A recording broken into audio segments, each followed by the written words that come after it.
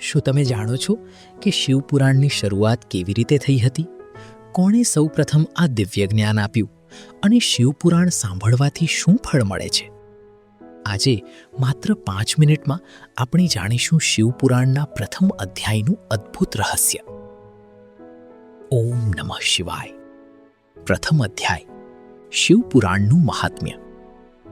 એક સમયે નૈમિષારણ્ય નામના પવિત્ર વનમાં અનેક મહર્ષિઓએ હજારો વર્ષ સુધી ચાલનાર મહાયજ્ઞનું આયોજન કર્યું હતું. તે બધા ઋષિઓનો એક જ પ્રશ્ન હતો: કલિયુગમાં મનુષ્ય કેવી રીતે પાપમાંથી મુક્ત થઈ શકે અને સરળતાથી ભગવાનની કૃપા કેવી રીતે પ્રાપ્ત કરી શકે? આ પ્રશ્નનો જવાબ જાણવા માટે તેઓએ મહાન જ્ઞાની સૂતજી મહારાજને વિનંતી કરી. સૂતજીએ કહ્યું, હે ઋષિઓ, તમે ખૂબ જ શુભ પ્રશ્ન પૂછ્યો છે. આ પ્રશ્ન માત્ર તમારું જ નહીં, પરંતુ સમગ્ર માનવજાતનું કલ્યાણ કરશે. પછી સૂતજીએ શિવપુરાણનું મહાત્મ્ય વર્ણવવાનું શરૂ કર્યું. શિવપુરાણ કેમ વિશેષ છે? સૂતજી કહે છે કે ભગવાન શિવે પોતાના દિવ્ય જ્ઞાનમાંથી શિવપુરાણની રચના કરી હતી. આ પુરાણમાં ભગવાન શિવનું સ્વરૂપ, તેમની લીલાઓ, ભક્તિ, યોગ, ધર્મ અને મોક્ષનો માર્ગ સમજાવવામાં આવ્યો છે.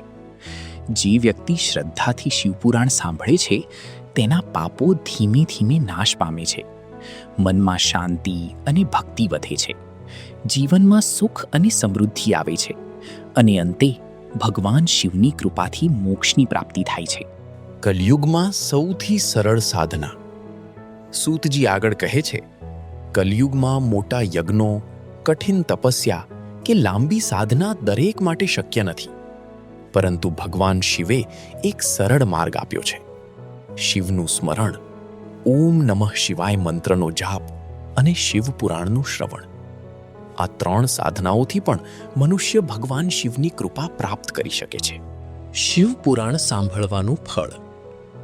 પ્રથમ અધ્યાયમાં જણાવવામાં આવ્યું છે કે જે ઘરમાં શિવપુરાણનું વાંચન અથવા શ્રવણ થાય છે ત્યાં સકારાત્મકતા વધે છે, નકારાત્મક વિચારો દૂર થાય છે, પરિવારમાં સુખ અને શાંતિ રહે છે અને ભગવાન શિવનો આશીર્વાદ હંમેશા સાથે રહે છે. જીવન માટેનો સંદેશ. આ પ્રથમ અધ્યાય આપણને શીખવે છે કે ભગવાન સુધી પહોંચવા માટે ધન, શક્તિ કે મોટાપણાની જરૂર નથી. જરૂર છે માત્ર સાચી શ્રદ્ધાની, નિષ્ઠાભરી ભક્તિની અને ભગવાનનું સતત સ્મરણ કરવાની. ભગવાન શિવ પોતાના દરેક ભક્તને સમાન પ્રેમ કરે છે. તો મિત્રો, આ હતું શિવપુરાણના પ્રથમ અધ્યાયનું સુંદર અને પ્રેરણાદાયક સારાંશ.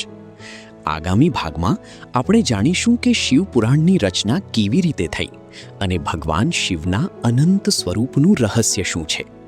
જો તમને આ વિડીયો ગમ્યો હોય તો તેને જરૂર શેર કરજો અને ભગવાન શિવના આવા જ જ્ઞાનથી ભરેલા વિડીયો માટે અમારી ચેનલને સબસ્ક્રાઇબ કરવાનું ભૂલશો નહીં.